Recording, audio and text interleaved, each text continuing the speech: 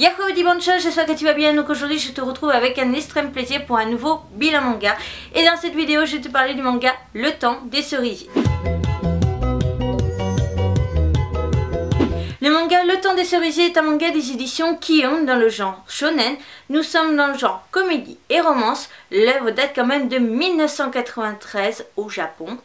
Et cette version date de 2013, de septembre 2013, parce qu'elle a été refaite en fait l'édition en France. Et donc du coup nous sommes sur la collection de Ki-On, Les Trésors de Tsukasa Ojo. Et donc du coup nous sommes avec le mangaka Tsukasa Ojo, qui est un mangaka, je pense qu'on n'a plus besoin de présenter. Et nous sommes sur un manga qui est H-Con CEO, 12 ans et plus. Donc du coup on commence comme toujours avec mon avis sur la qualité du dessin. Mais est-ce que je suis vraiment obligée de passer par cette case pour Tsukasa Ojo? Ouais. Donc voici la qualité de dessin et je te dirai tout simplement que c'est un méga coup de cœur. En ce qui concerne du coup le one shot Le Temps des Cerisiers. En fait le problème de la collection Les Trésors de Tsukasa, c'est que en fait ce sont des volumes principalement. Donc je pense à, désolé j'ai un doute, Le Cadeau de l'Ange que j'ai lu.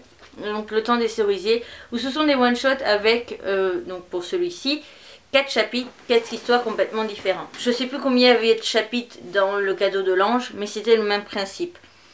Donc ça déjà, moi, je suis pour et je suis contre. Parce que autant j'aime bien, parce que ça nous permet de découvrir des petites histoires qu'a écrit l'auteur. Donc voilà.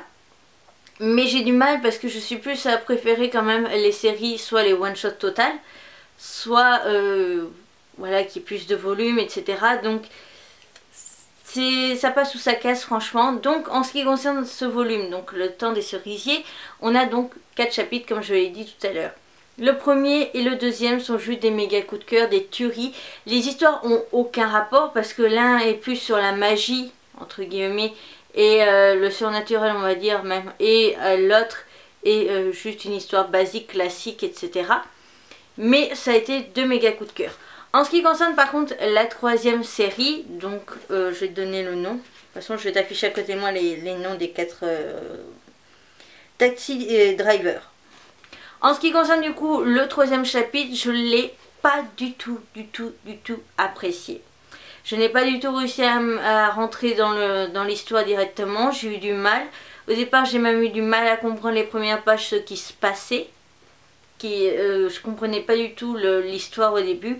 Alors c'est sûr c'était qu'un début, j'aurais peut-être dû essayer un peu plus.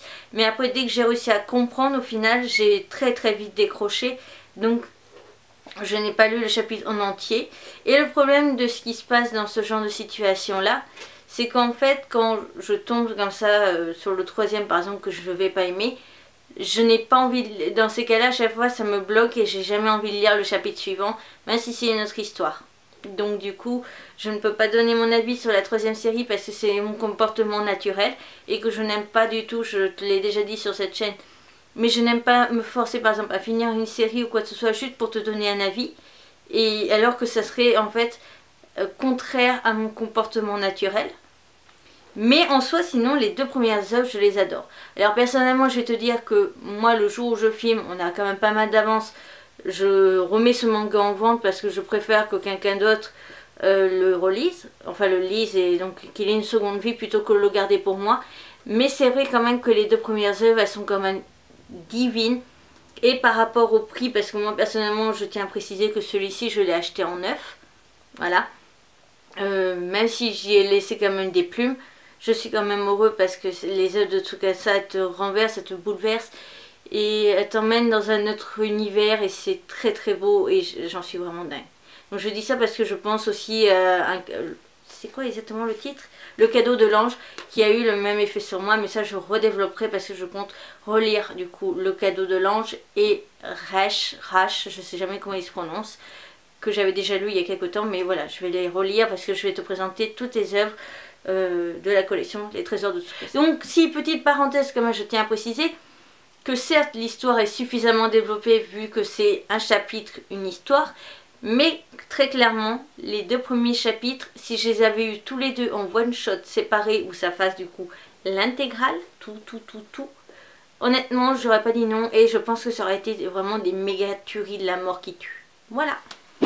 On termine du coup avec mon avis sur les couvertures et je te dirais que dans l'ensemble je les ai juste surkiffées, donc ça a été un méga coup de cœur. Donc déjà en ce qui concerne l'avant de la jaquette, l'image en soi, l'illustration est juste divine, je trouve. Et ce que j'aime bien c'est que les trésors de Tsukasa, à chaque fois il y a cette grosse bande noire. Alors certes on pourrait se dire ça fait vieux montage classique, tu sais, où tu étais obligé de mettre une bande de couleur pour mettre ton texte parce que sinon tu savais pas encore faire le montage, tu sais, où tu mets par dessus une photo ou un truc comme ça. Ça fait un peu ça, c'est vrai. Mais en même temps, c'est bien parce que ça permet de les distinguer au niveau du rendu de jaquette avec les autres œuvres de Tsukasa. Donc où tu sais que voilà, c'est... Bref, moi j'adore. C'est bizarre, certes, mais j'adore. Et puis ça permet de ne pas casser la belle illustration. Ça aurait été sur l'ensemble, donc sur... voilà, grandi et jusqu'ici. Le fait que le texte soit sur l'image, personnellement, ça m'aurait dérangé parce que l'illustration est tellement divine que voilà.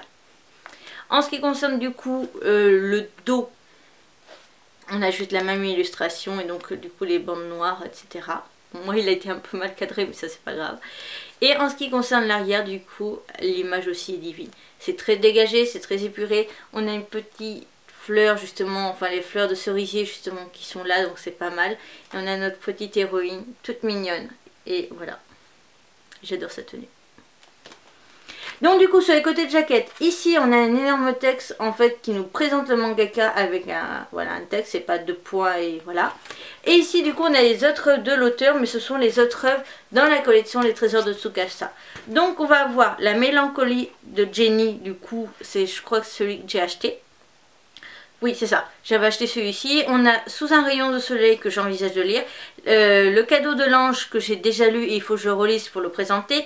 Et le manga Reich, je sais jamais comment ça se prononce, que j'ai et que donc du coup de toute façon tous les trésors de Tsukasa je vais pas tarder à les présenter. Quand on enlève la jaquette, on a le même rendu en noir et blanc. C'est vrai que l'image est quand même divine, même en noir et blanc, mais elle est quand même encore plus sublime en couleur. Et ce que j'aime aussi énormément, c'est cette matière qu'ils ont utilisée pour les jaquettes de toute la collection du coup les trésors de Tsukasa et qui a aussi pour Reset et Dust Hunt que j'ai déjà présenté aussi, où j'adore vraiment cette matière un peu papier, dessin, etc. Donc voilà. Donc du coup l'arrière, ce qui est dommage c'est qu'on perd le résumé. Alors certes ça permet d'avoir l'image sans le texte qui est quand même pas mal, mais j'aime bien moi quand même qu'il y ait un résumé sur la couverture solide. On va dire ça comme ça, je pense que tu as compris ce que je voulais dire. Parce que des fois dans les épouvantes par exemple on retrouve le manga sans la jaquette et voilà. Il y en a qui achètent quand même les mangas sans jaquette et c'est bien aussi d'avoir le résumé, donc voilà, je trouve ça un peu dommage. Quand on ouvre le manga on a encore une divine image. Voilà, mais en même temps c'est Tsukasa Ojo, je suis dingue de ses dessins. On a le sommaire et on recommence du coup avec cette image là. Alors là par contre, comme je disais tout à l'heure que j'aimais pas l'idée qui s'écrit par dessus, c'est sur les côtés, c'est dessous au final, donc là ça passe. La vidéo est à présent terminée, j'espère de tout mon cœur qu'elle t'aura plu. Si c'est le cas, n'hésite pas à mettre un petit pouce en l'air. Pense à aller t'abonner en cliquant sur ma tête, c'est rapide, gratuit, ça me ferait extrêmement plaisir. N'hésite pas non plus à me rejoindre sur les réseaux sociaux. Pense à me mettre en commentaire du coup si tu connaissais cette série ou absolument pas, si je t'ai donné envie de la lire ou pas du tout. Si tu as lu ce manga, n'hésite pas à me donner ton avis. Et n'hésite pas non plus à me dire, toi par exemple, quelle est l'œuvre de Tsukasa Ojo que tu préfères. Quelle est l'œuvre dans Les Trésors de Tsukasa que tu préfères aussi, et celle que tu as le moins aimée si tu les as lues. N'hésite pas à me mettre tout ça en commentaire et je t'invite du coup à aller cliquer sur l'une des deux vidéos que je te propose juste à côté. Sur ce, à bientôt!